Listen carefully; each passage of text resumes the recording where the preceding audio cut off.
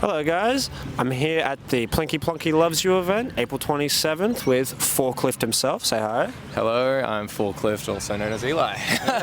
This is his first debut show, so congratulations, and also his birthday. Yes. The more you know. So we're going to start off the interview here. Being in Sydney, I know that you haven't been here very long, it's been about a year or two. Oh, yeah. How do you feel that the differentiation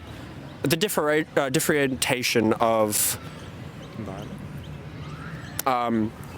Central Coast music compares to Sydney music? Yeah, so when it comes to the Central Coast music scene, it started to really blow up now, but when I was really producing music, maybe when I was 18, so a couple years ago now, around 4 years ago, it was very dead. So like coming from a place where everything was really dead and really kind of like there was no real live scene except the few that were coming up, it was very isolating. So coming here, I found a lot more community regarding music. Do you think there's a lot more variety here in Sydney than compared to Newcastle area? Yeah, so like it's crazy. Like strangely enough, it's like a really decent hardcore scene, a lot of heavy rock up there. So, and there's obviously like your surf rock bands, as every Australian town does have, but it's very like there's a larger span of variation than comparatively to like the Central Coast. So much better. Yeah, no, I love it.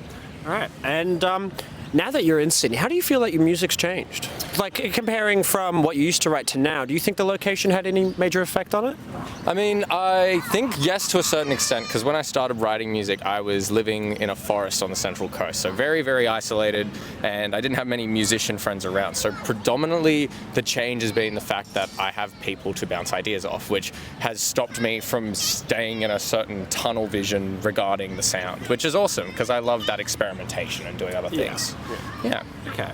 And now you're obviously playing with a band for the first time. How do you feel? Do you think this is going to be something you're going to venture into more, or is it just going to be like a one-time thing? Oh, definitely going to venture into it more. Like, I'm going to still remain doing my little silly recordings in my bedroom, of course, but I'm like actively working on but altering and re-recording a lot of songs that will then sound a lot better with an actual live band behind it, instead of me slapping random stuff in my like bedroom. Fantastic. And do you feel like there's more that Sydney has to offer now in terms of music, like more chances to kind of show Sydney the kind of style that you've been bringing? Because not a lot of people play in your sort of specific genre here. It's great, because even like when I started in Sydney, I was playing open mics at Mosh Pit, and it's like having a small community, even like that was like, it's been great, because it's just, I get to showcase myself, I get to, take in a lot of like criticism from other musicians, and not bad criticism, always constructive, but it's like, it's good to finally have a kind of like a sample size or an audience to actually have, instead of random people on the internet. Fair enough. All right, last question here. Yep. So we all know that Plinky Plonky loves you. Oh, yeah. What do you love?